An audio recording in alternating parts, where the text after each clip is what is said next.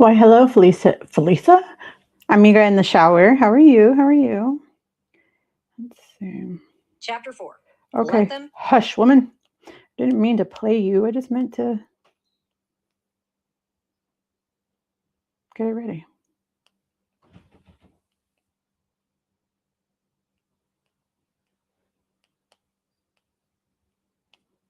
Okay.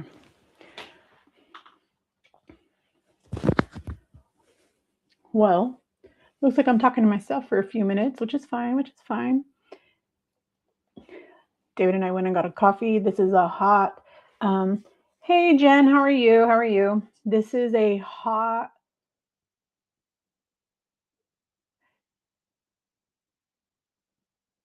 eggnog latte. Cannot remember what it was called, but it's really good.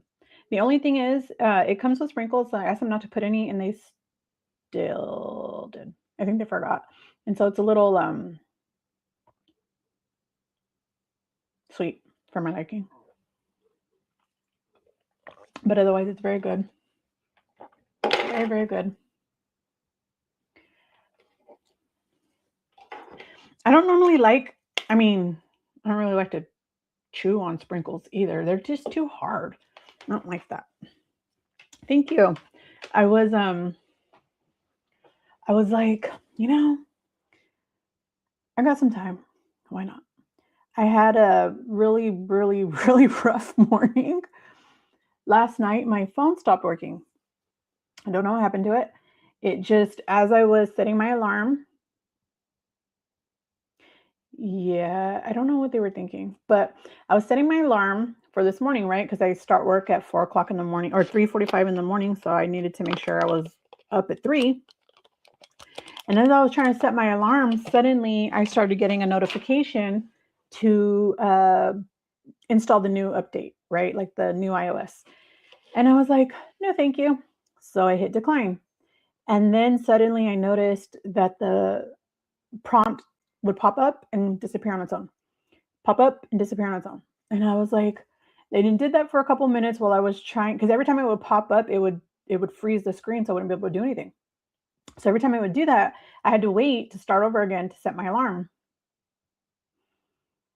I don't know what happened. Suddenly it popped up and it never went away. It froze my screen. I couldn't do the touch screen, couldn't do anything, and then it locked me out. And I was like, okay. So I can see the clock and I could see all the notifications coming in, but I couldn't do anything.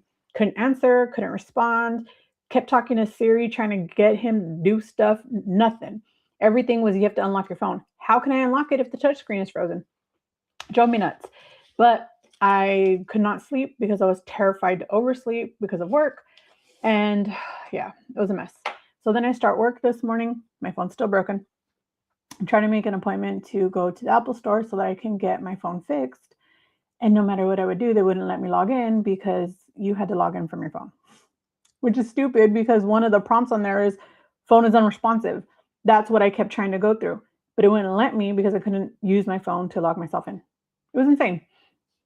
So, David and I had to go to the Apple store this morning and we had to take care of that. Luckily, it was a really quick fix. I don't know what was wrong with it. They just did a factory reset and it worked.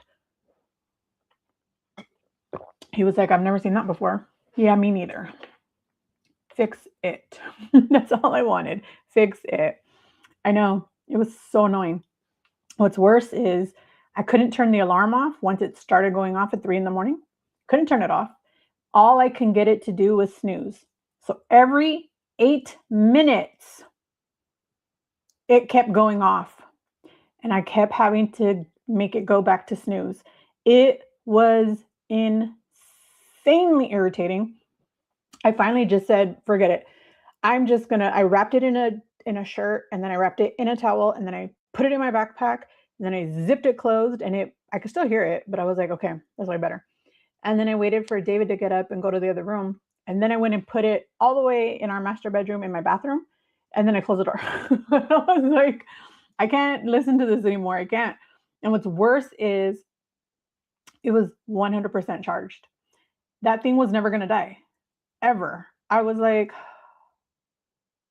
It drove me nuts. I was trying to get it to play music. I was just trying to get it to kill itself faster. I figured if it would be forced to shut down when I turned it back on, hopefully it would fix, right? That's what I thought. But it would not shut off no matter what it did. It wouldn't die, it wouldn't nothing. It was horrible. Aw, thank you, amiga. I know my phone, ugh, but it's working now. So that's good. And then I went and bought me and David another box, mostly for David. Oh, thank you. This sweater, David bought it for me like 2 years ago at, I think, Walmart. And I never really wear it because it was always too big for me. But look, now no, too tight. It wasn't too tight. It was just tight enough for me to not like it.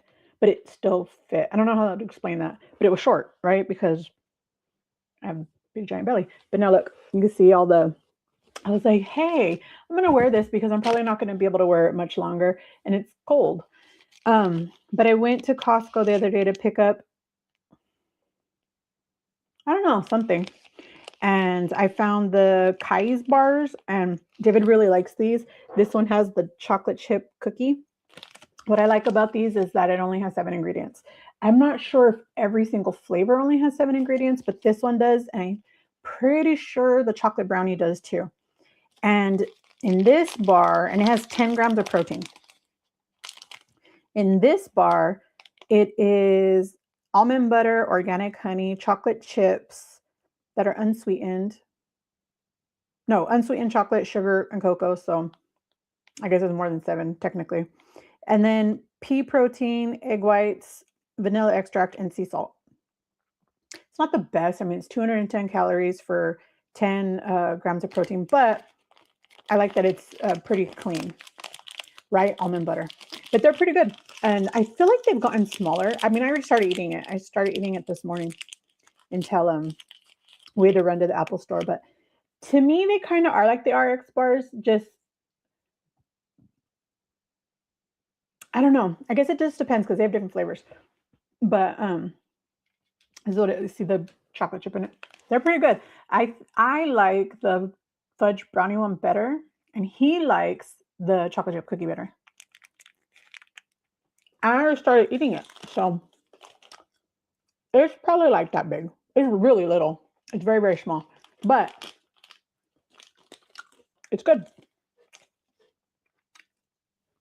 I like the fact that it doesn't have a crap ton of ingredients. So for me, it's worth it. 210 calories, why not? Especially when you just need something fast and you don't want to go. Yeah, it is really thick. And I don't want to call it chewy like gum, but it's more of a chewy texture.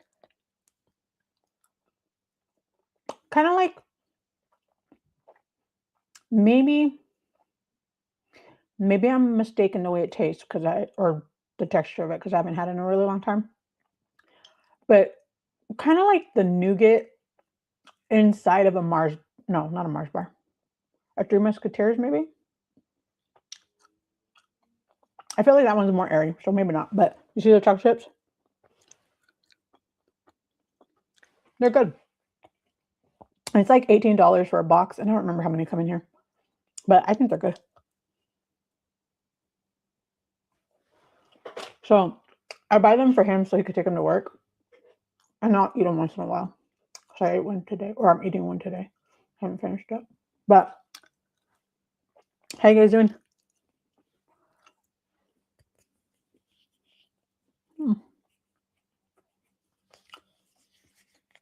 I feel like I'm a mess now. I don't like being sticky.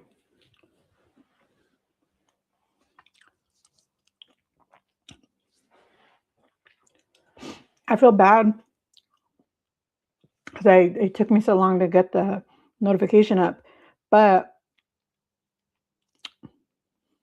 we do it at the same time every day or every Saturday.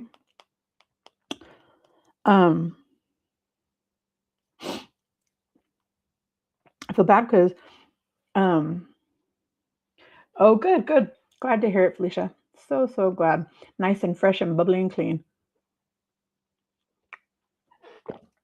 So, you guys ready to start chapter 4? Wait. Wait, what chapter are we on? Did I just do the wrong chapter? Hold on. Not only was my Oh, again with me getting the confusion. Chapter 5. What the heebie-jeebies am I talking about? Yeah, I did put chapter 5 in the title. What was I thinking? Okay. What was I thinking? I don't know. I pulled up the wrong chapter. Let me go back.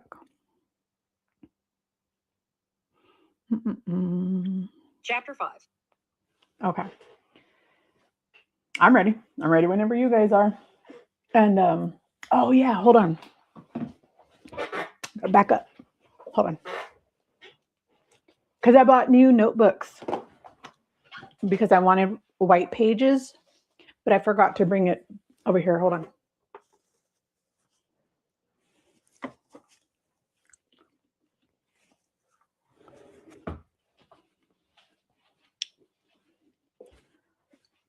Got to take notes, but I'm going to use my Hello Kitty pin, but I still don't want to take the sticker off.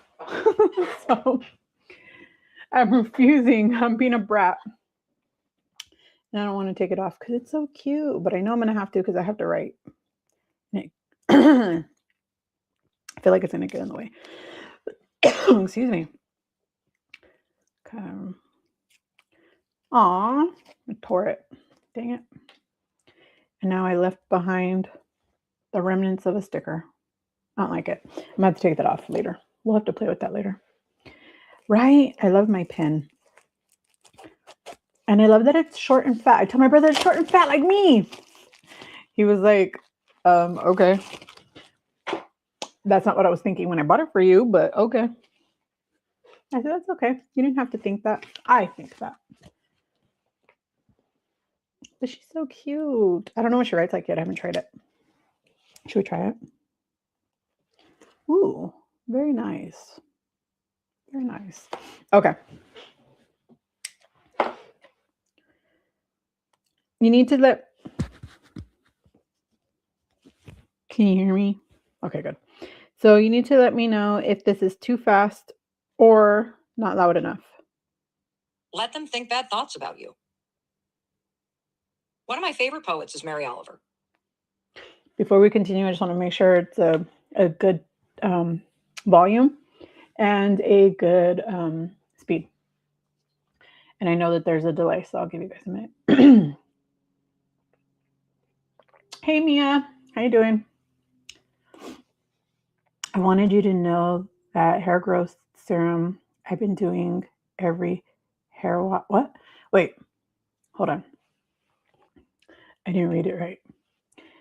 I wanted you to know that hair growth serum I've been doing every hair wash. It's so good. Did you hear that, Felicia? Glad to hear it. Glad to hear it, Mia. Super, super glad to hear it. That's awesome. I'm finally getting some hair growing back. You guys see that? Remember it was like super duper bald? I mean, it still is, but you see how it's starting to like a little bit come in? No? I love it. I mean, it's still really, really, really thin, and you can still see tremendous amount of scalp like you never could before, but it's okay. So I'm really glad that you're liking it, Mia. I hope it keeps working for you. And I hope it's not too terribly expensive.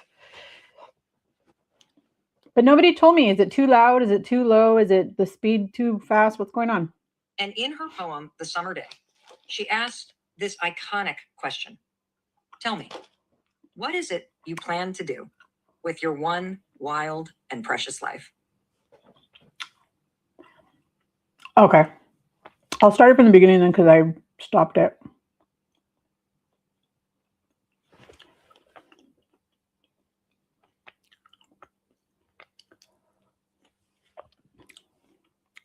Chapter 5. Let them think bad thoughts about you. One of my favorite poets is Mary Oliver.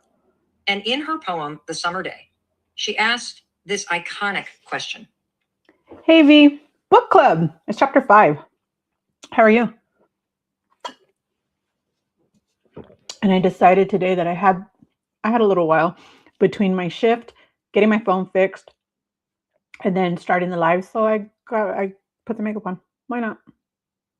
Tell me, what is it you plan to do with your one wild and precious life? I don't know what your answer to Mary Oliver's question is, but I do know this. Whatever it is that you plan to do, other people are going to have an opinion about it. How many times have you wanted to do something and somebody else's opinion deterred you from doing it? Somebody else said, "Oh, I don't like that idea," or "That doesn't look good on you," or whatever, but it made you feel good. It was something you wanted to do. It was like just for whatever reason didn't vibe with them, but you loved it. You loved the idea. And then them telling you, "No, not a good idea," deterred you from doing it, and then you always regretted it. There's many, many, many things for me. Aw, thanks, B. It's just a big mess. I didn't do anything with it. It's just finally starting to grow back.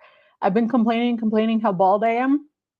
And look, it's finally growing back. That's why I thought it was funny yesterday when you were talking about that, how your hair was thinning and stuff. Mine is finally coming back in. I had like the most crazy bald spots, and they're not so bald anymore.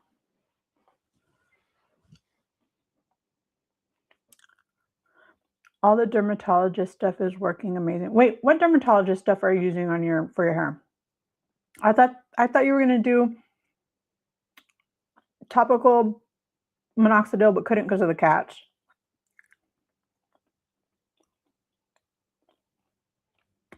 You're prepping for your stream. Ooh, hey, awesome.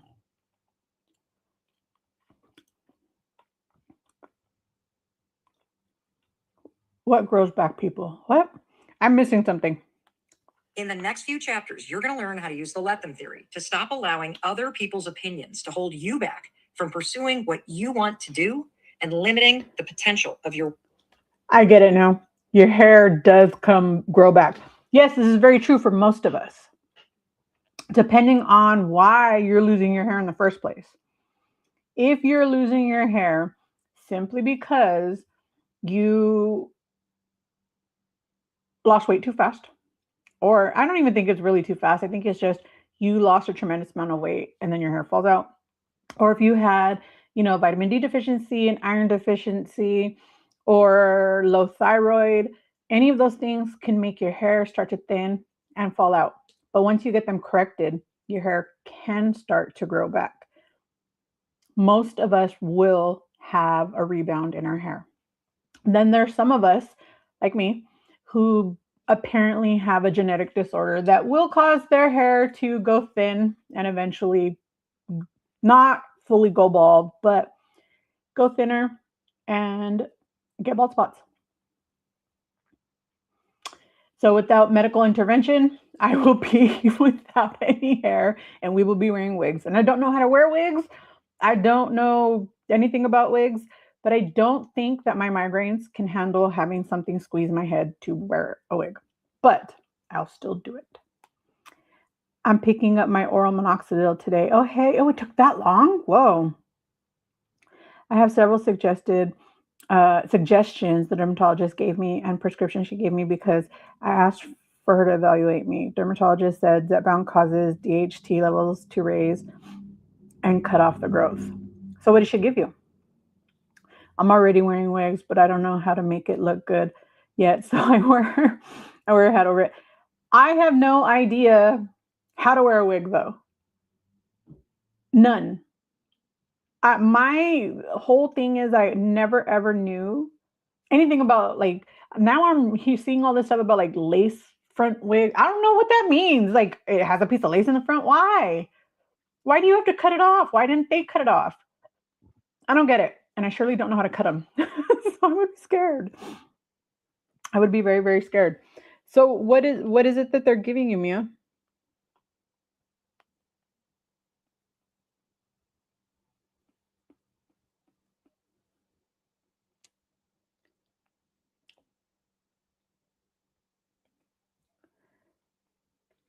Oh, crap. Come on.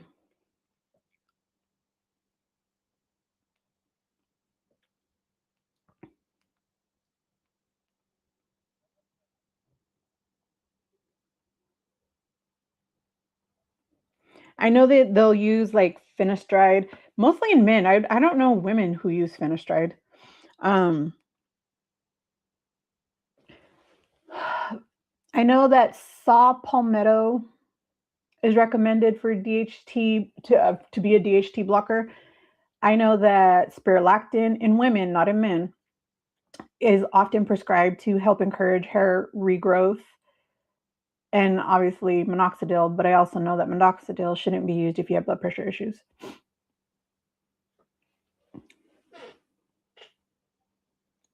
But I don't understand, how is it customizable if I don't get it. We're gonna have to talk about that one day because I don't understand. If you're supposed to cut it to the very front of the actual hair, you're not cutting off the hair. So how is it? I don't get it. No idea, but okay. One wild and precious life. Hey Jen, how are you? No worries, you could be nosy. It's just book club day. You have no idea how big of a problem this is, and neither did I. You know, it's easy to put on a facade that you don't care what other people think, but the reality is we all do. Here's the truth. People will have negative opinions about you, and there's absolutely nothing you can do to change this fact. This is true. And when you allow your fear of what other people think to stop you from doing what you want to do, you become a prisoner to other people's opinions. This fear impacts every aspect of your life. It makes you procrastinate. It makes you doubt yourself. It paralyzes you with perfectionism. It's the reason why you overthink everything. This is where that fear ends. It is time for you to give people the freedom to think whatever they want.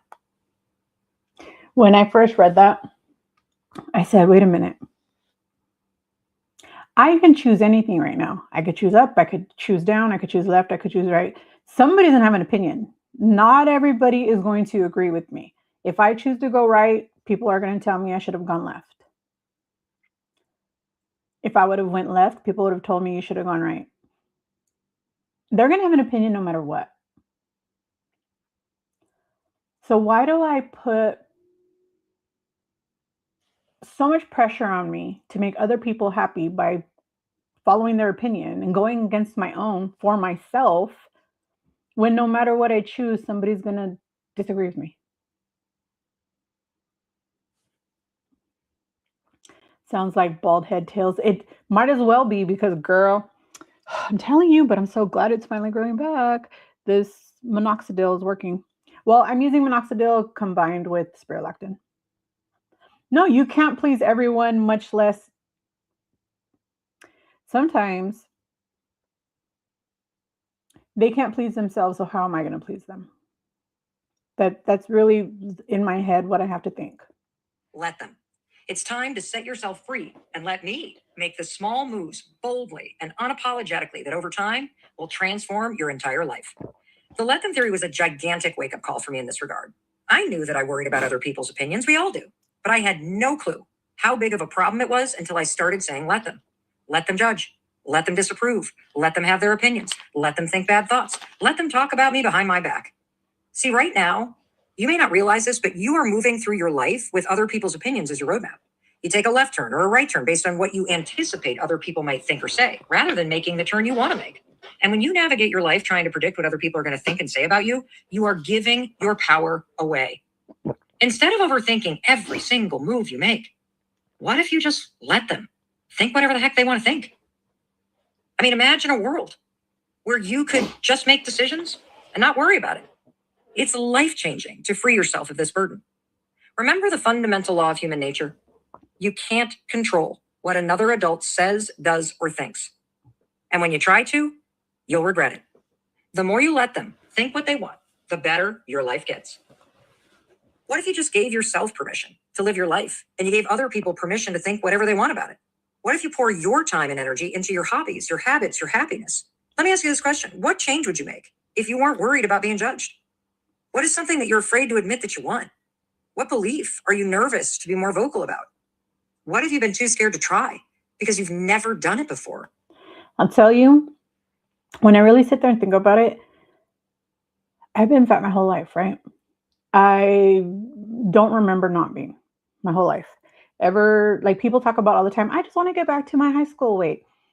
My high school weight, well, first I didn't go to high school, but if I had gone to high school, that age range, I was already 300 pounds, 296 pounds. I don't want to get back to my high school weight. But I have always been able to do anything I ever wanted. Anything that I decided that I was going to do, I've been able to do. Any job I ever wanted, any goal I ever had, I've always gotten. Anything that I've ever wanted to do, with the exception of losing weight.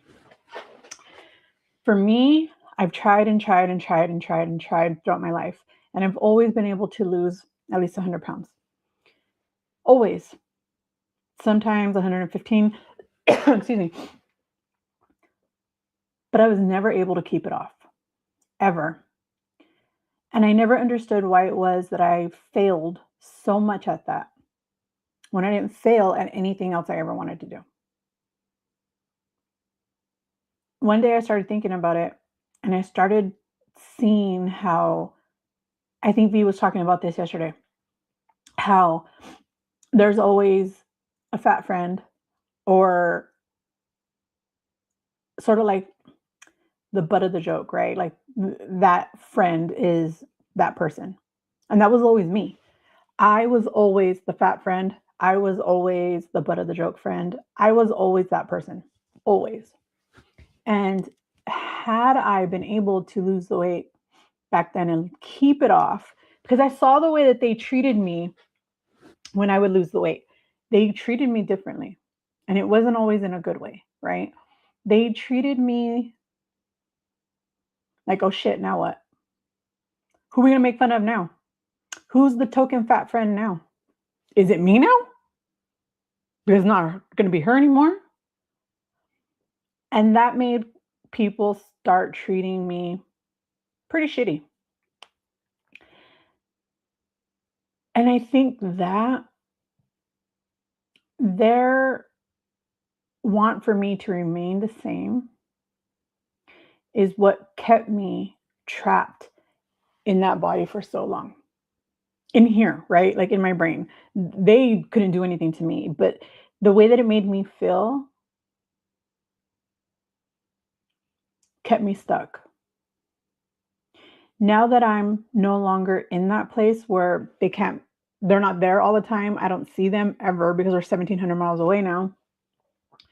I don't have outside opinions. I don't have outside treatment. I don't have outside thoughts telling me you shouldn't do that. You can't do that. What about me? Nobody's there telling me that because I have nobody around. So when I finally let go of what I thought other people wanted me to remain, I was finally able to really get the ball rolling for real, for real.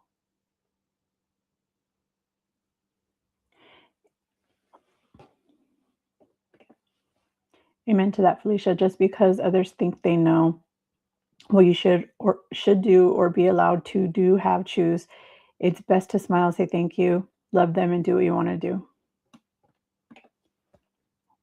We are worth the best outcomes. We just have to stay positive and advocate for our own changes. Very true. Very, very true. What challenge or race or adventure have you been secretly just yearning to do? What do you wish would happen at work, but you're just too afraid to ask? What conversations have you been avoiding? What picture have you been waiting to post? That last one really hits home for me. Let me tell you a story. Okay. You guys know that I'm already down over 250 pounds.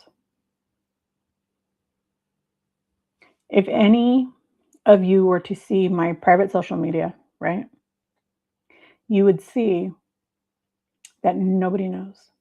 I don't talk about it. I don't post pictures. If my family were to see me right now, they might not recognize me because they've never seen me ever not be this size, that size, right?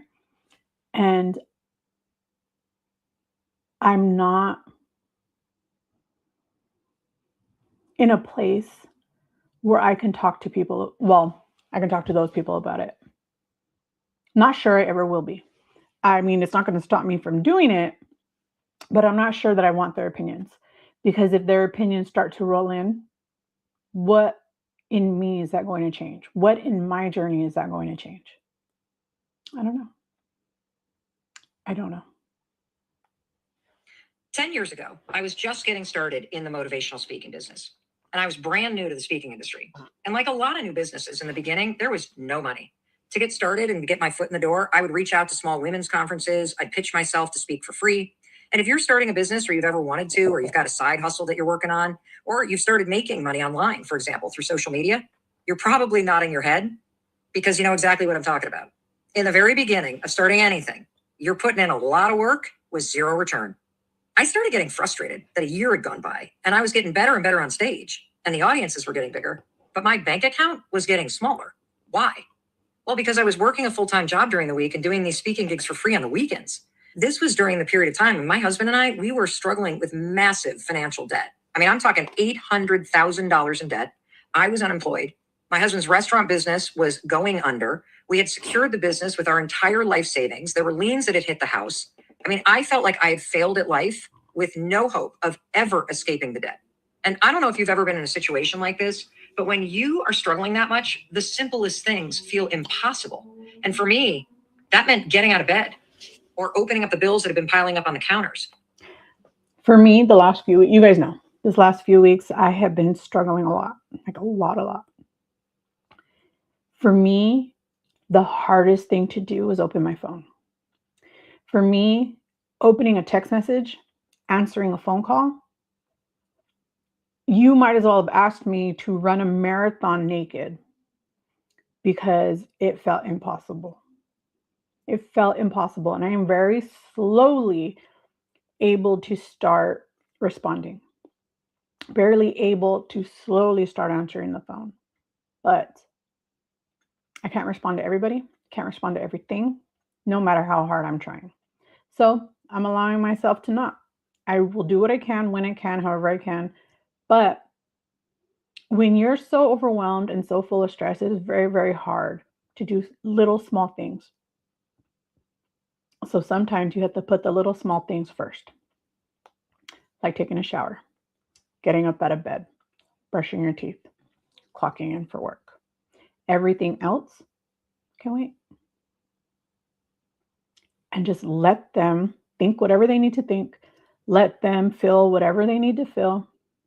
And once you're ready, once you've gained control again, then you could respond. Then you could say, hey, I'm sorry, I was just going through some things. If you want to, not everybody needs to know what you're going through. Not everybody needs an explanation. But if you feel inclined to say, I had a lot going on, sorry, I couldn't respond. That's up to you. But just let them feel how they need to feel. And take care of you first. People get hung up on all the time is this belief that you need to be different. That is a fancy way to say that you're afraid other people are going to think that you copied them. And this is yet another example of how your fear of what other people think is holding you back from following the most obvious, easiest, and most proven path to success. Stop it. Let them think you copied them because you did. And they copied the formula from someone else because they did. Formulas exist because they work time and time again. You don't need to worry about being different because you're going to make it unique because you will be putting yourself into the formula. Do not reinvent the wheel. Follow the formula and use it to your advantage, which is exactly what the experienced speakers told me to do. Every successful speaker was doing the exact same 3 things. And in any business that you want to launch, the successful people do the exact same 3 things. Congratulations, Mia. That's awesome. And until you do these exact same 3 things, you're not in the game. So here's what the experienced speakers told me to do. They're like, Mel, number 1, you got to build a simple website with photos of you on a stage, plus a description of your keynote and the main takeaways from your talk. That's number 1. I'm like, got it. Number 2, get testimonials from a few event planners from your past events that you've spoken at. Doesn't matter that they didn't pay you. You were still there. It's legit. And then put those testimonials on your website. Got it. Then they said, and here's the most important part. Number 3, you have to start posting about speaking online. Turn your social media into your marketing channel. Post photos from events, post content related to your speech, post photos with the event planners that are hiring you. Social media is how people find you. social media demonstrates that you're a player in this industry now. And social media is what's going to lead people to that one-page website so they can book you. That's the formula. Follow it, and you will start getting paid. So armed with that advice, I knew exactly what I needed to do. Plus, the stakes were really high. I needed the money to get my family out of debt. I was very clear about what I needed to do. Did I follow the formula? Not really. No. Yeah, I created a website. Sure, I asked for a few testimonials, not from everybody because I was too afraid that they might be, thinking bad things about me, but I asked for a few testimonials. I put them on the website.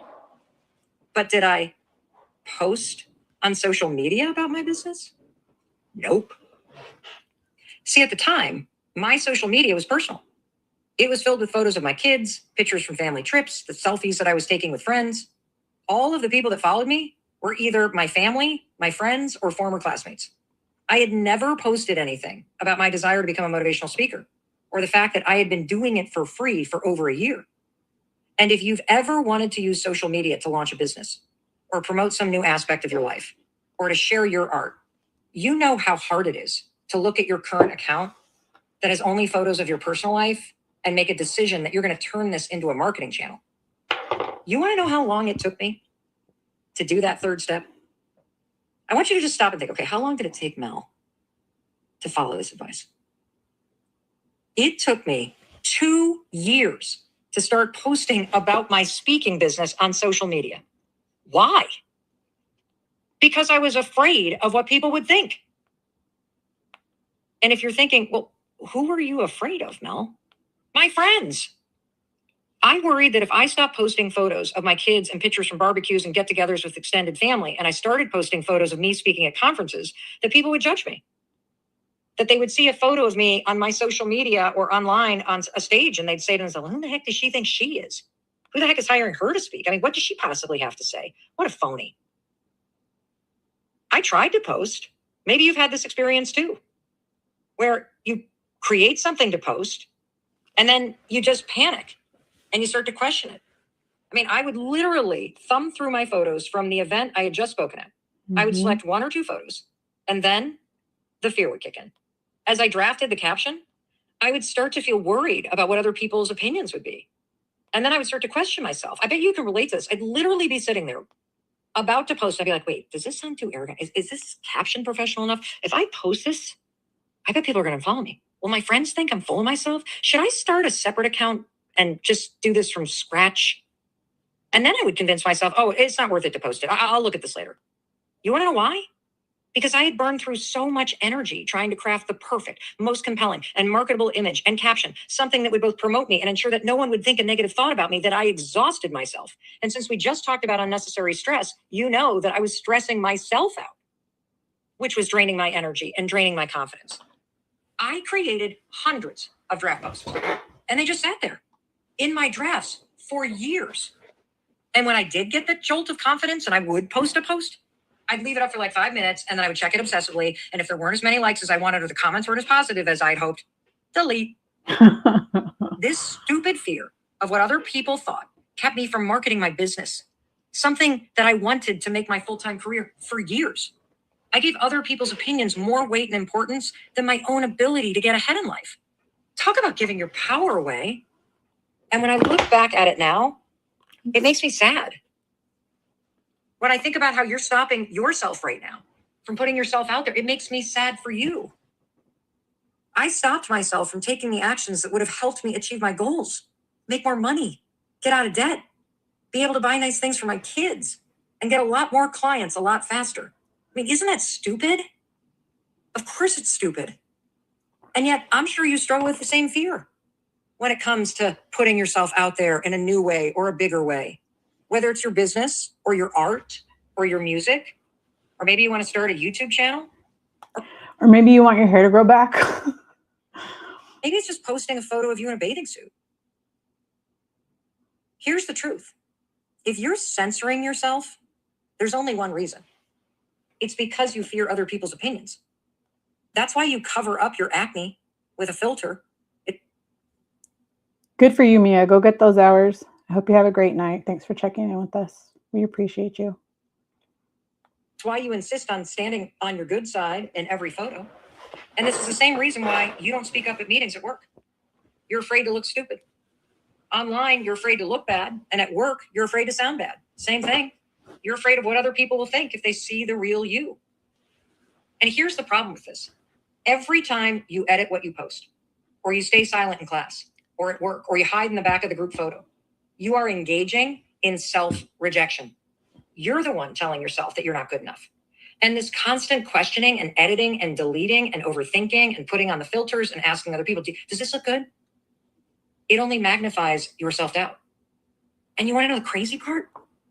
You're doing it to yourself. I cannot get over how many times I'm shocked to see the difference in what people look like in real life compared to what they look like from what they post, right? We live in this super duper filtered world where I think many people believe that the filtered version of themselves is really what they look like. And anytime there's no filter on it, they don't like the result because they're not used to seeing themselves that way. And when I read this and she was talking about covering your acne with the filter, I was like, you know, you could just go on some spirulactin and some tretinoin and take care of that from the inside so that you don't need to use a filter. You get a prescription filter. Whether or not you should, you just talk to your doctor. But still, we're proud of you too, Mia. Keep it up. Hey, Pam, how are you? Oh, thank you. I am feeling much, much better. Thank you. I know I'm changing. I really love the huge vibration plate. I need to do a post on it so I can share how it helps. That's awesome, Mia. Good for you. That's great. I did too. And most advice on this topic, it sucks. Most people are going to tell you, stop caring about what other people think. But no one tells you how. It's easy to say, don't give an F. But it's impossible to do it. It's time for a new approach. Using the let them theory, you're going to learn a revolutionary approach to squashing this fear once and for all. And here it is. Give people the freedom to think negative thoughts about you. It is a radically beautiful idea that I am going to unpack in detail. And when you let people think negative thoughts about you, it unlocks your confidence, it frees your self-expression, and it will catapult you into a whole new chapter of your life, your career, your happiness. This is amazing. Give people the freedom to think something negative about you. Let them. It not only works, it's science. You have zero control over someone else's opinion of you. So it is stupid to waste your time trying to manage it. The fact is, it's impossible to control someone else's thoughts. Therefore, fearing what other people think or trying to control their thoughts is a complete waste of your time. Do you guys hear that? It's like a cat is being murdered outside my window. Delilah is not a doctor, like Felicia says, an astronaut, and not giving doctor advice. It's only her commentary and experience. My experience, strength, and hope.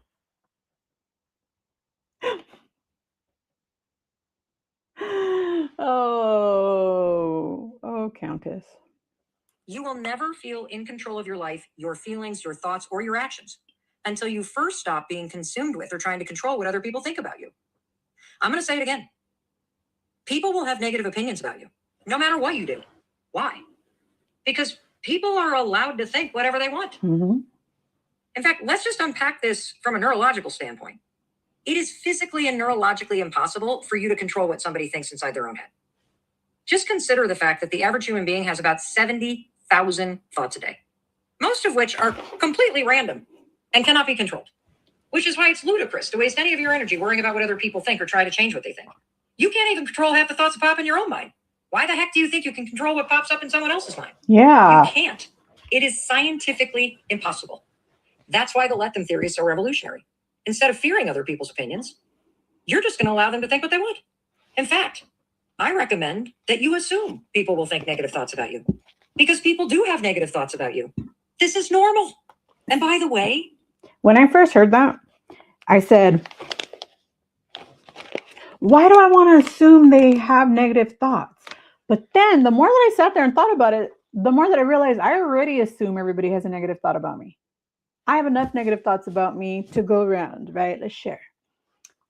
So, why is it so strange to go in with the approach that they're going to have negative thoughts about me? Let them do what they need to do, handle it, whatever, but that's their business, not mine.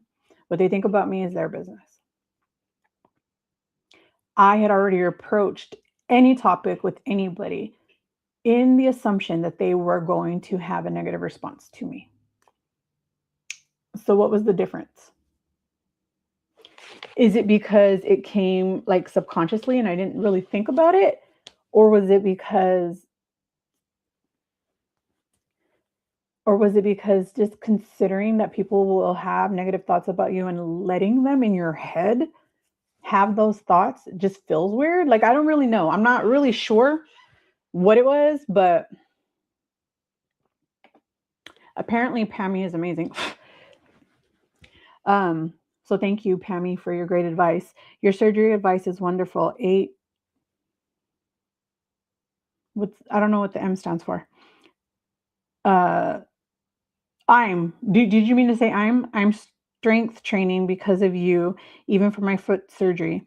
I got 4-pound ankle weights to strengthen my legs for December. Oh, that's so awesome. That's awesome, Mia. Good for you. Yeah, that was like that was the one thing that I wish somebody would have told me when I got my hysterectomy is to work on your I don't know that I could have done it because how little bit of energy I had, but from when I'm going to prepare for my skin removal surgery that I'm probably going to have, I will work on not just the Kegels that we do every day, but we're going to work on strengthening the core more and more and more so because that extra muscle helps. People who love you think bad thoughts about you every single day. I have bad thoughts about the people I love every day. This is normal, and I'm going to prove it to you. So I'm going to go first and give you some examples, okay?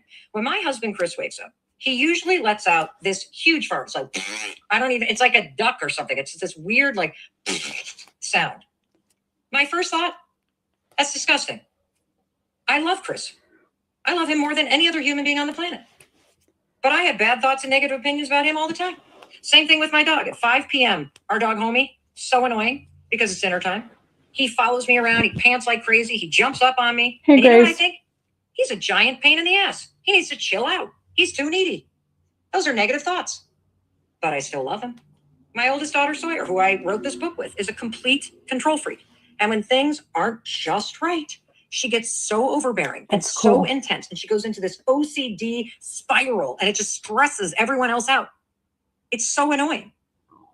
But I still love her. Every time our middle daughter, Kendall, FaceTimes me from Los Angeles, it feels like she's wearing a new outfit.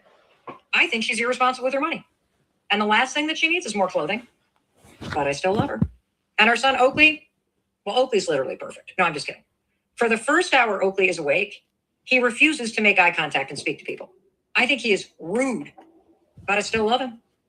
And by the way, I asked my kids and my husband, give me some adjectives that you think about me. You ready? Messy, disorganized, loud, over-friendly, all over the place, controlling, always late. She's a know-it-all. And they also have a lot of opinions about how much I share online about our life. And yet, they still love me. Sawyer also wanted you to know that the experience of writing this book at times was so frustrating.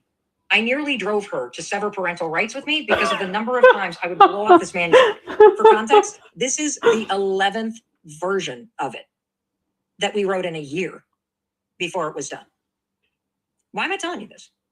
Because everyone has critical opinions about the people they love, and they have critical opinions about total strangers. It's a fact of life. Embrace it. Accept it. Instead of trying to change reality, which is driving you crazy, use it to your advantage. Let them. Here's another truth. Just because someone has a negative opinion doesn't mean they feel negatively about you as a whole. Yep. I can think a bad thought about my husband and still love him. and treat them with so much respect and kindness. And this is something that the let them theory and the two parts, let them and let me, has taught me. Two things can be true at once. You can be annoyed by the way someone is acting, and you can still love them. Mm-hmm. And isn't that how you feel about the people that you love? You love them deeply, which is why you have such strong opinions. You think their friends are bad influences. You think they're overreacting over dumb things. You think their boyfriend treats them poorly. You think their business idea is going to fail and it's stupid. You think they're acting self-centered. But you still love them. My point is simple. People will have negative opinions about you and every single thing you do. Let them. Let them judge. Let them react. Let them doubt you. Let them question the decisions you're making. Let them be wrong about you. Let them roll their eyes when you start posting videos online or you want to rewrite the manuscript for the 12th time. Instead of wasting your time worrying about them, start living your life in a way that makes you proud of yourself. Let me do what I want to do with my one wild and precious life. Yeah. This approach is so liberating because right now you're living your life and making decisions, trying to anticipate what everyone is going to think. And when you let the fear of what people might think, something you'll never be able to control, when you let that fear dictate your choices, you limit your own potential and you hold yourself back from pursuing what's meant for you. This fear of other people's opinions, it's the reason you procrastinate. It's why you doubt yourself. It's behind the perfectionism and feeling like you just have to get it right. Why do you need to get it right? So that nobody has a negative opinion. And most importantly, this fear is why you wake up every day and you avoid the work that would actually help you get ahead. I did this for years. You're so afraid of judgment that you're not taking any of the risks. Isn't that what you're afraid of? That you'll be judged? That if you get divorced or you quit the real estate business or you go back to school or you cut your hair or you try out for the soccer team and get cut, that everyone's going to have an opinion about it? Of course they're going to have an opinion about it. So what? This stupid fear is stopping you from trying new things. It's stopping you from taking risks and being yourself and making the moves that over time will change your life. How sad. I did the same thing. The let them theory will help you be more courageous. Doesn't it seem smarter to just accept reality instead of working against it and give people the freedom to judge? If you can't control what someone thinks, there's absolutely no reason why you should be afraid of it or allow it to stop you. Your time is way more valuable than that because you, my friend, you've got important things to do with your one wild and precious life. And starting today, you're going to grant people the freedom to think negative thoughts about you. First, Felicia, what kind of risks are you looking to take? I'd love to know.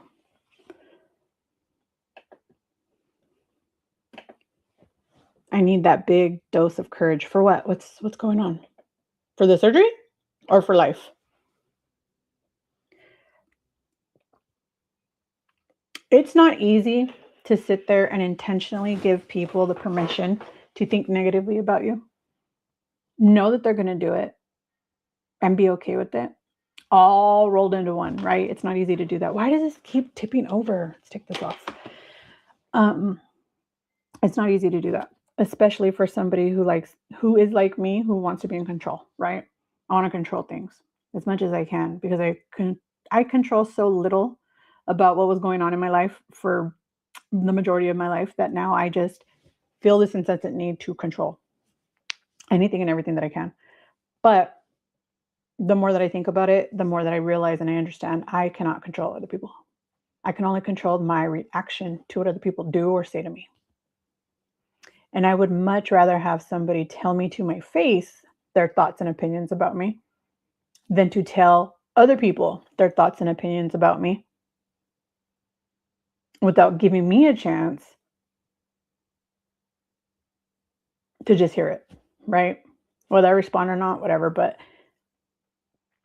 I think trying to deliberately know they're going to go into a conversation with somebody knowing that they're going to think negatively about you and being okay with it is much better for my mental health than it is just going into that conversation already feeling like they're going to have whatever negative thoughts they're going to have about me and not being okay with it. It's the being okay with it part. It's the being okay with it part. Post topics that people may not be comfortable hearing, but it comes from place of love. What's that, Felicia? Like what? I do it all the time. I talk about things all the time that I know are not going to go over well, but I don't care. The reason I don't care is because somebody needs to say it. Somebody needs to. We're all so busy living in this world of just placation that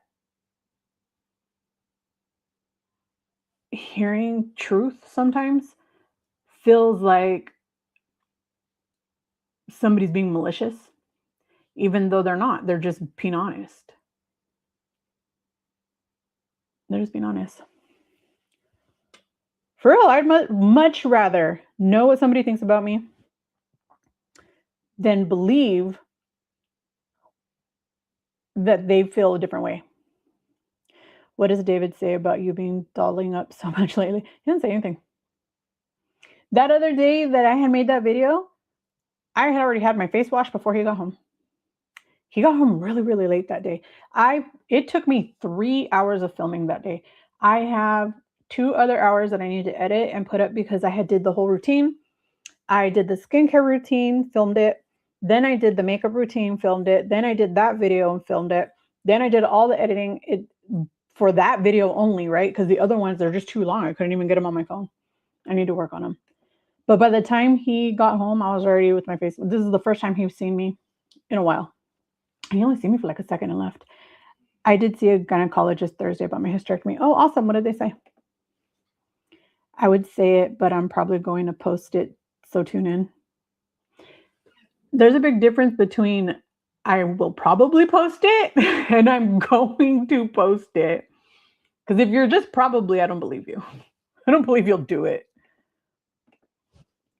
Saying something to someone's face is pointless when they don't accept it. They don't have to accept it. There's no point. Nobody has to accept what you say to them. But I would much rather somebody tell me to my face than tell everybody else behind my back. Let them. Now I know what you're thinking. You're kind of nodding along. And you're like, yep, you're right, Mel. Let's do this.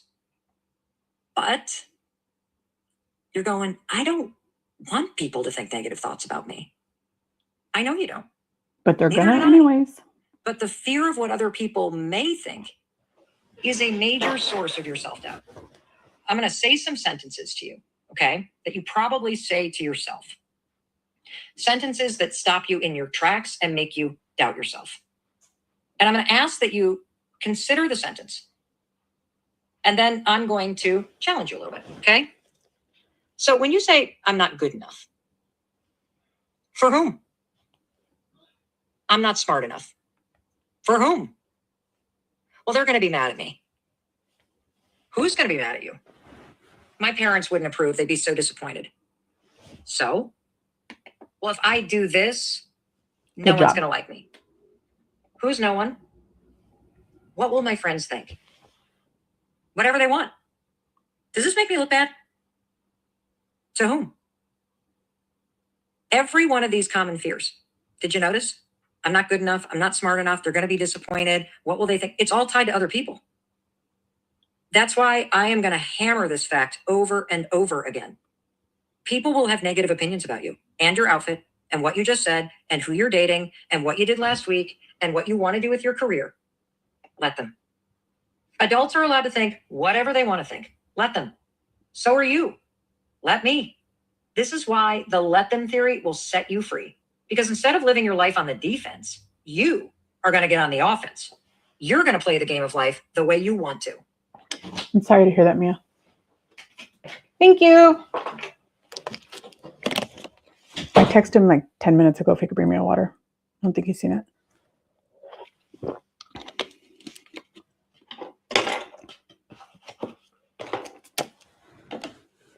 I think many of us don't truly feel loved. I think that's why we become the sizes we become. And I'm not even sure many of us know how to show the love that we want to feel from other people. It makes it really hard. But I'm sorry that you feel that way because it's not fun. It's not a fun feeling. Because I know exactly what you mean. Let them think what they want and let me do what I want. Because here's another truth. You are so much stronger and cooler than anyone's opinions about you. Stop giving your power to other people and step into your potential. That's what's available to you right now. Let me live my life in a way that makes me proud. Let me make decisions that align with my values. Let me take risks because I want to. Let me follow the path my soul is turning me toward. Doing what makes you happy, being brave, taking risks, following your own path will always be more important than other people's opinions about it. This is your life. Stop letting other people's opinions ruin it. Write the book. Ask them out. Wear what you want to wear. Go surf all day. Go back to school. Drop out of school. Move. Get a dog. Book the trip. Stop drinking. Embrace your sexuality. Take the path you've been scared to follow. I know I don't have the support, love, kindness I assumed I had. I doubted it in my mind, but pushed the thoughts away.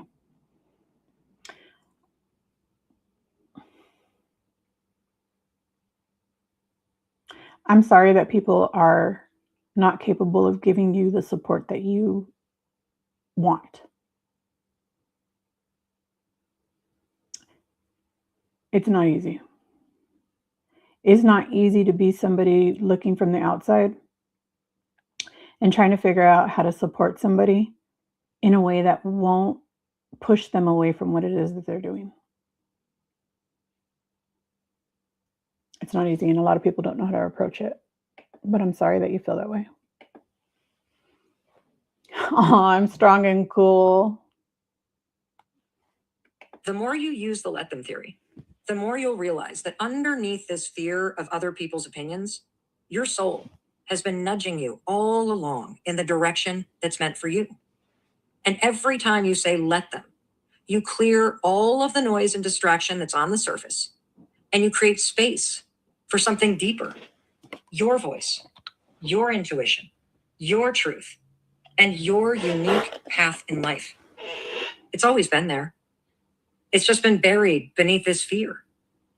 And as you use the let them theory to free yourself of the burden of other people's opinions, you're going to begin moving through life with your value.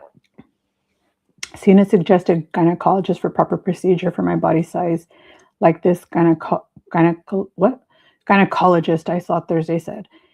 To make a long story short, he agrees on surgery, but I need a gynecologist that can do it. I know how that goes. Remember, I was like 350 pounds when I got mine done? And I had to go see a gynecological oncologist to go get it done because they are the experts of the experts of the experts. Lucky for me, it was relatively quickly to get in with them. Values and your needs and your goals as your roadmap. Instead of anticipating what other people might think, you'll be navigating your life in a way that makes you proud of yourself. And that right there is the secret. When you are proud of yourself, you hold all the power. What other ways do they do them now? What do you mean? What? Do you mean the Da Vinci robot? Laparoscopically? I know that the intent is to almost always go in laparoscopically, but for some of us, it won't happen. They won't be able to. They will have to, they'll try it, right? And if they can't continue that way, then they will have to do it abdominally, which was a terrifying thought. Terrifying thought.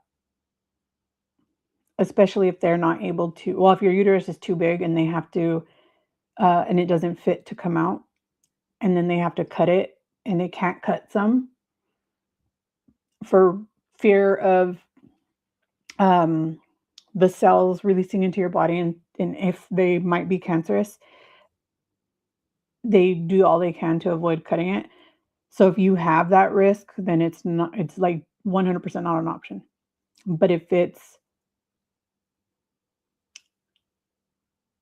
don't think that you have that, and obviously they'll test you first, but if there's no signs, then they'll have no problem doing that, but they try their best not to do that at all. But you're much smaller than me right now than I was then. It can get done. It'll get done. It's scary though. It's scary to think about, but it was the best decision I've ever made. Oh, it really, really, really was. And this brings me to a very important point about prioritizing your needs while also maintaining supportive and loving relationship. Hey, Sandra. I was watching my nephews wrestle today. No, we're still working on it, girl. We're still working on it. We have 6 minutes left. Wait, did they win? Or he? It's only one, right? Nephew? Wait, nephew singular, nephews plural. Was the match won? I hope. I hope so.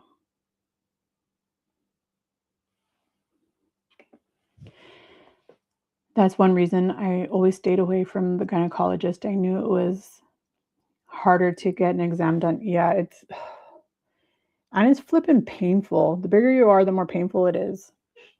I had my BMI brought into it.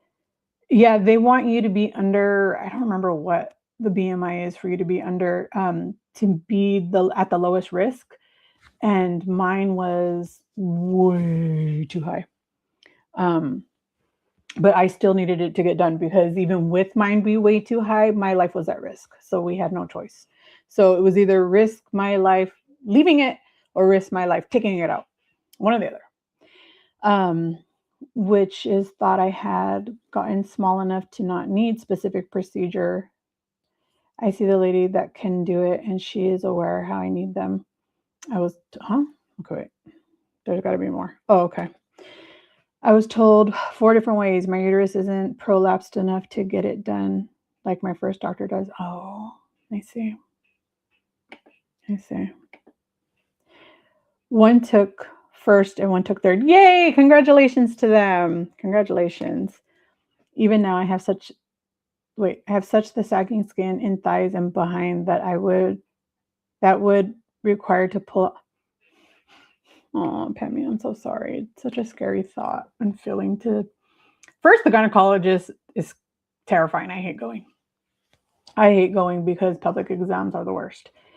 I will never need another pap smear, I think it is. Pretty sure it's a pap smear. I don't remember now. I got to ask my gynecologist because I can't recall. Which is great. But I'll still need vaginal exams, I think. I can't remember. I gotta ask again because I forgot. My BMI is 40 and it's tilted different than most. And with vascular congestion, I'm having. Oh, I'm so sorry to hear that. I'm so sorry. Hopefully they can get it done soon enough, but not so soon that it's so close to your other surgery, so that it gives you a break from the stress and all of that of having to go on leave for surgery. But it will be worth it. It will be worth it. I never understood how painful my life was until getting it removed. Getting it removed helped me to understand just how much pain my uterus and subsequent fibroids and cysts and all of that was actually causing me. I had no idea. None. And now that it's not there anymore and I'm no longer having that pain anymore, literally night and day difference, like for real. It's insane how different my entire life feels without that organ. The point here is not to move through your life as a selfish or narcissistic person who doesn't care about other people. The point is learning how to put your needs first as you're balancing what works for you with the expectations and feelings of other people. Yeah. I mean, in life, you don't want to be a doormat, Mm-mm. but you also don't want to be an inconsiderate bulldozer. It's a balance. Mhm. And we've already talked about this earlier in the book Mhm. about how the let them theory puts you in balance with other people. But I want to unpack this because I get a lot of questions about guilt. And this is one area where you're going to find the let them theory is incredible. So let's say you have a crazy busy weekend coming up. On one hand, you've got this close friend celebrating a big milestone birthday. Hi, Tosh. How are you? We have 5 more minutes with this book. As soon as we're done with that, I'll go over it. And it's one of those really fun weekends where all your old friends are getting together to celebrate. But for you, it means you got to make a 4-hour drive to get to where the party's going to be held. And you know that the right decision for you is absolutely make the effort, be there. But on the other hand, you had promised your parents months ago that you would come home this very same weekend because your grandparents are visiting. Now you want to do both. You want to be a good friend. You want to be a good kid. You want to be a good grandkid. So you move heaven and earth to drive 4 hours north of the city to be present for the Friday night festivities, to celebrate your friend. And oh my gosh, it was a blast. You were so glad you made the effort and you went. You stayed up late. You laughed with your friends. You downed a bottle of wine. It was awesome. And then the next morning, you wake up at 7 a.m. You roll out of bed. You pull on your sweats. You leave a note saying you're sorry to miss out on the rest of the weekend. You get back in the car. You drive another 4 hours to get back to your parents' house to spend the rest of the weekend with your grandparents. Now, as you're driving on the road, how do you feel? You're proud of yourself. You're proud of yourself for making the effort. You're proud of yourself for figuring it all out. Little do you know, as you're driving down the highway to your parents' house, the birthday girl was apparently upset that you left and turned to all your friends and said, I don't even know why she bothered coming if she can only stay one night. Let her. It's now 4 hours later. You're at your parents' house. You're a little hungover. You're a lot tired. You roll out of the car in your sweats. You run up to your grandma who's so excited. She is teary-eyed. And oh my gosh, that one hug makes the 4-hour drive worth it. Then you turn and you go and hug your mom. And she whispers in your ear in the crankiest tone, your grandmother was so disappointed you weren't here when she arrived last night. And you're thinking, what? And then she adds, you got to hurry up. Get out of those sweats. We got to leave for lunch in 10 minutes. Go change. Let her. I'm telling you this story to prove 2 important points. Number 1, even when you bend over backwards and try to please everyone and make it work and go way out of your way to do everything in one weekend, even that won't guarantee that other people will think a positive thought. Let them. Second, and this is the most important point, don't be the person who bends over backwards to make everyone happy. I used to be that person. You want to know what it does? It makes you depleted. It makes you feel like nothing you do is ever good enough. Now that I know the let them theory, I bend over backwards, but I do it to make myself happy. Let me explain. See, the reason you make a Herculean effort to show up at both your friend's birthday party and to see your grandparents is that it makes you proud of yourself. Don't go to your friend's birthday so they think you're a good friend. Go to your friend's birthday because it makes you feel like a good friend. Don't go home to see your grandparents because it makes your mother happy. Go home to see your grandparents because it makes you happy to prioritize your grandparents, your parents, and your family. See, when you operate in a way that makes you proud of yourself, it doesn't matter what other people think, because other people are going to be mad that you left early, or they're going to be mad that you arrived late. Someone is always going to be disappointed by the decisions that you make. Don't ever let that person be you. And don't let guilt drive your decisions. Because when you go to your parents because you feel guilty, you've now turned your parents into the villain. When you choose to go because you'd be mad at yourself if you didn't, you're in control of your decisions. Yep. Do you see how that works and why it's so powerful? That when you make decisions because it makes you feel like a good daughter or a good friend or a good colleague, that's what keeps you in control. And this was a very straightforward example of how you can use the let them theory to stop worrying about what other people think and let your values drive your decisions. But what do you do in those moments when your opinion and someone else's opinion really do clash? Like, what if your mom doesn't like the person you're going to marry? What do you do then? I've been there. Chapter 6. Wait, stop. Okay. You can if you want to. I just did an active. Okay, good. I was playing CC, and I was playing my $3, and I won 111. Awesome. Did you guys see what my brother sent me? Isn't it so cute? It's just a charm for my charger cord. It's so cute. I love it. That's awesome. Good for you. Those cats are fighting again outside. Yeah. Good. Yeah. I'm gonna drop stuff.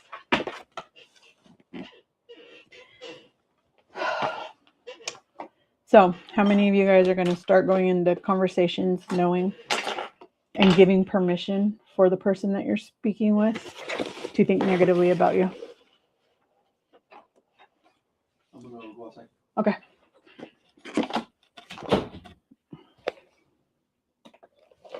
I think I need to make an appointment soon too, because it's been maybe 5 years and this year will be a colonoscopy.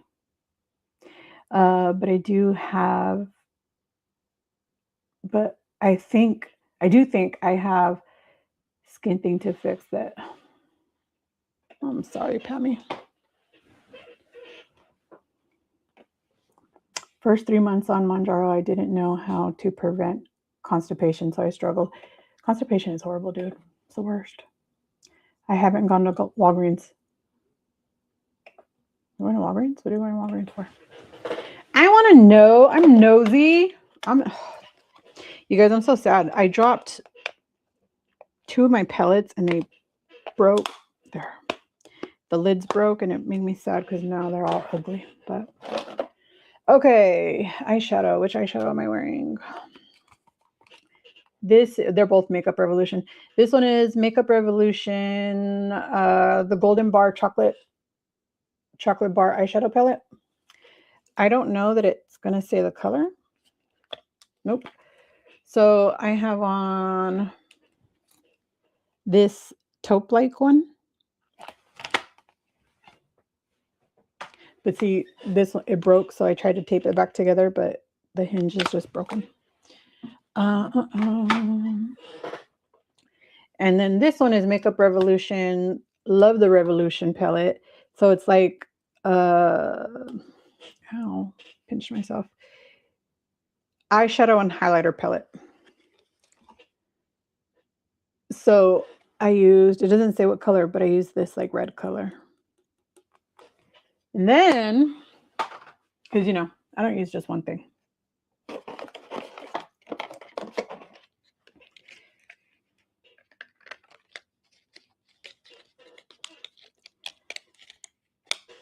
And then I used this. This is by the brand Beauty Creations. It's their solo shadows. I guess they call them writing solo, right? Because that's not the color. That's just what they call them, I guess. Single pressed shadow in the color Howdy. I have to run, amiga, going to Walgreens to get my Zepbound and oral minoxidil, but this was awesome. Have a great time, amiga. Remember to take your pictures before you start doing anything and let me know how it goes. Also, if yours is half, you never told me how your dose is. If your dose is also half of a 2.5, get a cutter while you're there because you need to cut your pills in half. So this is the same. I love this little thing. It looks like a little ice cube, right? But I could not figure out how to open this. I've never seen an eyeshadow container like this. It's magnetic. Do you see the little magnets on the closure? But this is the color that I have on in the center right here. It's this color. Isn't it so pretty? It's by the brand Beauty Creations. I don't know where they sell it other than H-E-B. H-E-B is the only place I've ever seen this brand. It's a grocery store here in Texas. And Mexico has it too, but no other place yet. Magnesium oil has been helping me sleep and relieve tension in my legs. Good for you. Yes. They say that restless leg syndrome, a lot of people who are low on magnesium or magnesium deficient, I guess, will have those effects. When they start bringing in more magnesium, it starts to relieve that. It's a half of a half, and I have a cutter. Good, good, good. Oh, that's right. You did. I'm a liar. You did tell me. You said quarter. No, yeah, to take a quarter. So you have to cut it in 4, which is, I told you that they had me do that for like 2 weeks. Bucked up clear protein banana pineapple carbonated canned drink. That is a long title. Oh, that hurt. I'm getting ready to drink the peach mango I had yesterday. Oh, no wonder why it hurt. I cut my flipping finger. Stupid eczema. Hold, please. Hold, please. Stupid eczema. I hate you. Stop affecting me, dang it.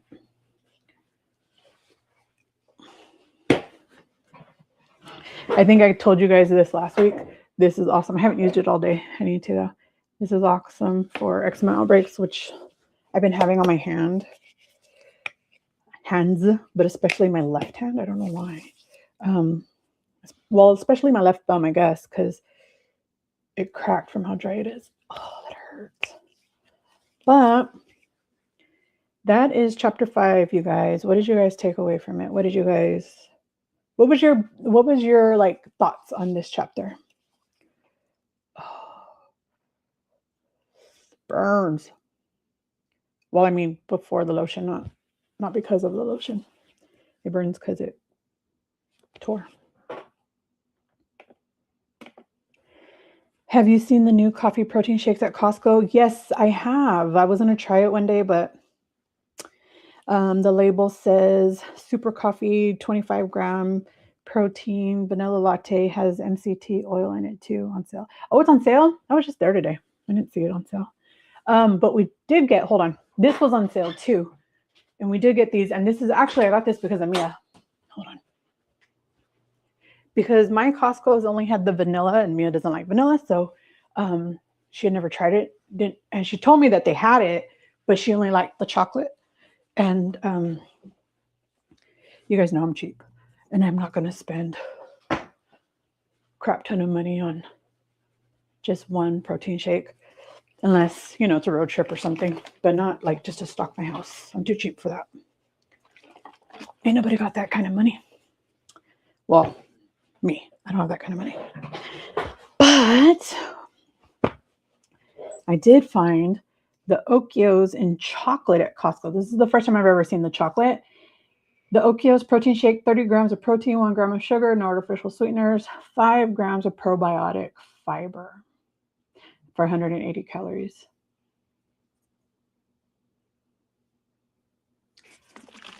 I haven't tasted it yet. Oh, wow. I had eczema on my fingers in my 20s and my grandson. Oh, got eczema. Well, oh, how horrible. I'm so sorry to hear that. Yeah, eczema sucks, dude. I had eczema my whole life and nobody ever knew what it was. This was years before eczema became like known.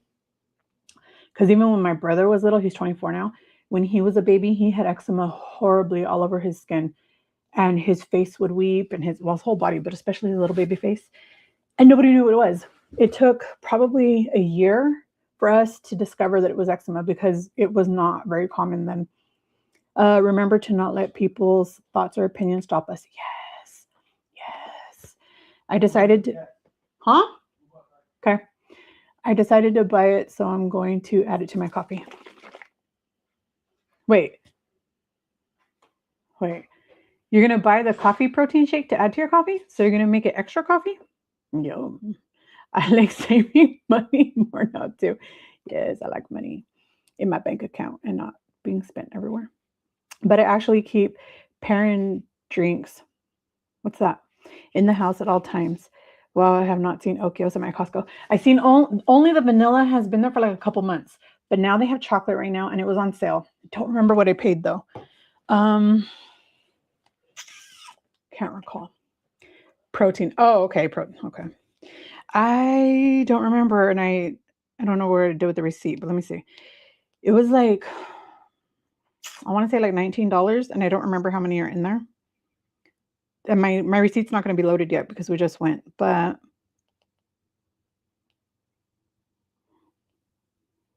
Yeah, they're $6 off right now. I don't remember how much they cost. No, maybe they were $22. I don't remember. But you see that?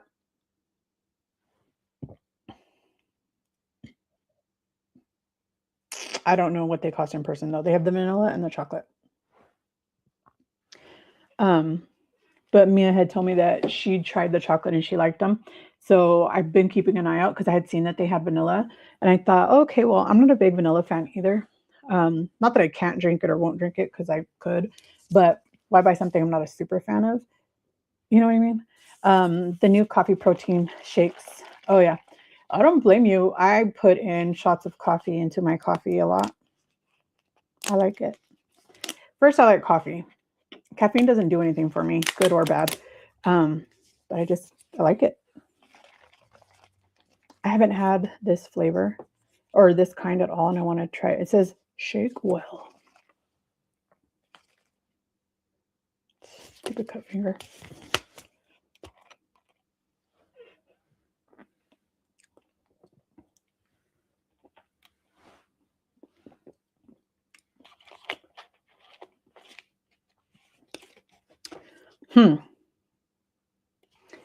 That is a very, very familiar taste.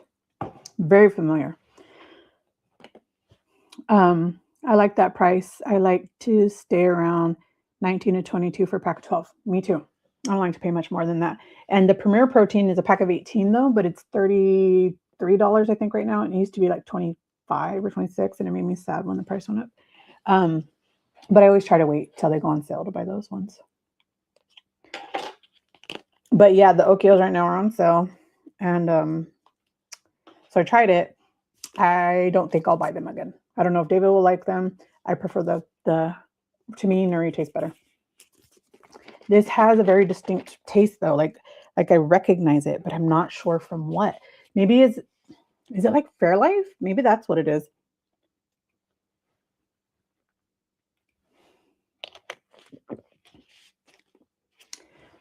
It's not bad, but it's not great either. I'll be honest, I'm not even sure it's good. That HEB store looks like so much fun. I happened to find this lady in Texas who is a creator, and HEB is one of the stores that she creates for. Oh, how fun! I would love to create for HEB. HEB is awesome, but it's far. I don't know what he's doing.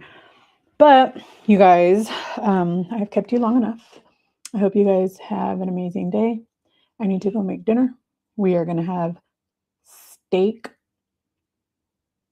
Like I got a Caesar salad, and then we're going to make steaks on the side.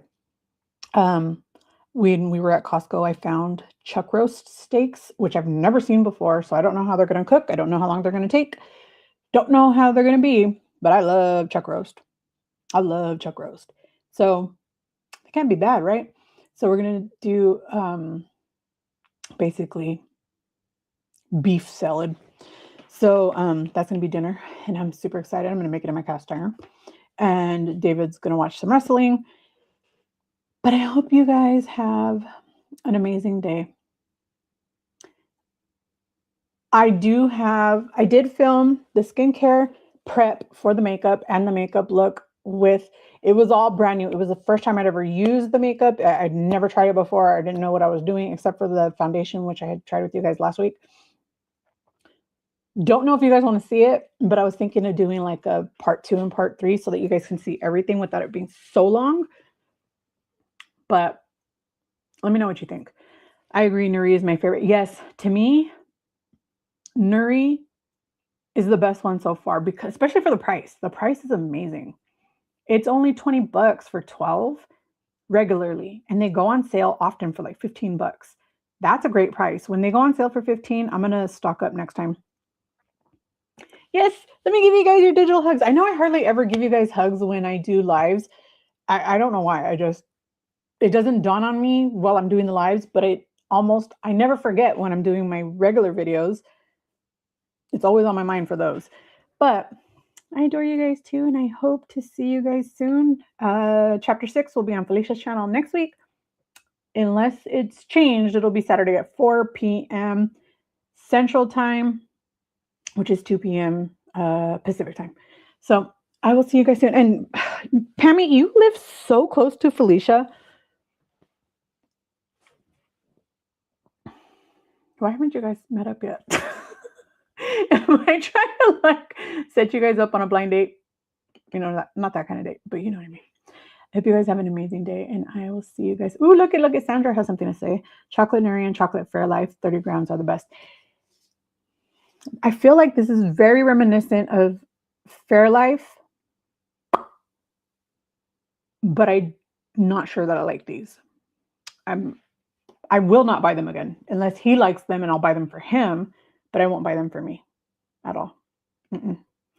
But when the Nuris are $15, you better believe I'm going to stock up because we both really like those. I didn't like the strawberry one after all. I mean, I did, but I didn't like it enough to ever buy it again. If I have it, I'll drink it, and it's not bad. But the chocolate and the vanilla are way better. Way better. So I adore you all, and I will see you soon. Yes, in October, it was 15. And I don't know how often they go on sale because I've already seen that price like 2 or 3 times. And hopefully it'll keep going on sale because they are amazing for the price. Not just for the price. To me, they're just really, really good. And the price is really, really good. So I promise I will let you guys go, and I will see you soon. Bye. When I come to LA, Pammy, I'm going to find you. Bakersfield isn't that close to LA, but it's closer than Texas. So I will see you guys soon. Bye.